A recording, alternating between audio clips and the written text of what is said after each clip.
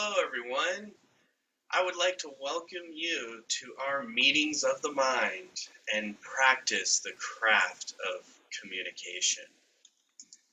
My name is Jacob Candelaria, and I am a top producing loan officer.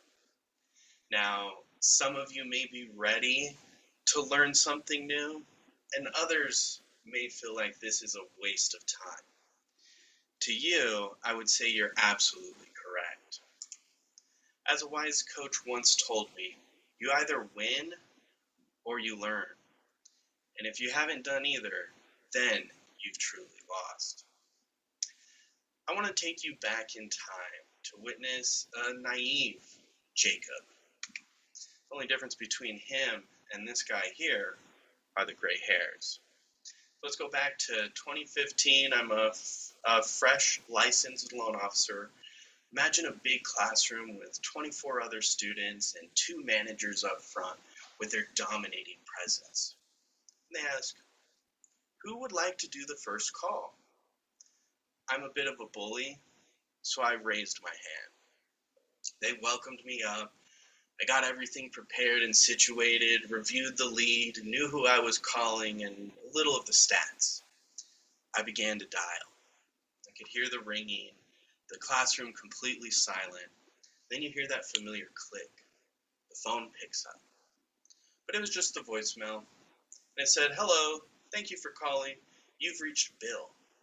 And with my lightning fast reflexes, I disconnected that call. And the class erupts in laughter. I was like, what's going on? And I look over to my manager, and he's giving me this look. Then I realized Bill is short for William. So I laugh at myself and start on the dialing the next lead. This lead ends up answering the phone, and I end up getting a mortgage application. Now, if I didn't put myself in a situation where I allowed myself to fail, I wouldn't have got those nerves out of the way, and I certainly wouldn't have had a mortgage application. Now, the first couple years of being a loan officer is full of loss. I recall a time we had to bring on a new manager to help us out. His message was simple. We sucked, and we needed to change now. At first, I was very resistant to the change.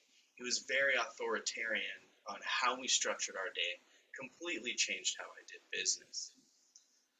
I just stuck to the process. It took several months to build these habits and see any results. But by the end of that year, I had doubled my production and I was second in profit. This got me recognized by leadership and led to networking opportunities that led to future job offers. Now, as my career grew, I began to shift my focus on the finer details. I recall this small town family, the Tyler family. The mother was a teacher, the father was a bus driver, and they had 2 kids. Throughout the interview, they were telling me how important it is for them to save money for retirement. So I work up a deal, I reduce their interest rate, and shave a couple years off the loan, which would save them about $100,000 in interest. Really good for retirement. They didn't return my calls or answer my emails. So I called them one last time and left a simple message. Said, hey, I'm doing some spring cleaning. I was getting ready to withdraw your file, but I wanted to hit one more option. They called me back immediately. We went over the options and I explained to them, this option would increase your mortgage payment, but if we took care of all these other debts, it would save you $2,000 a month. They literally broke down and began to cry. That's exactly what this family needed, and we ended up closing that business. So if we take a step back, we'll notice all of these stories started with a failure, but ended in success.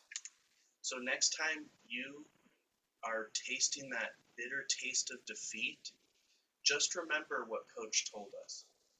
You either win or you learn, and if you haven't done either, you've truly lost. So please, do me a favor. Learn one thing today, and then do it again tomorrow. My name is Jacob Candelaria, practicing the craft of communication, and I would like you to join me. Thank you for your time today.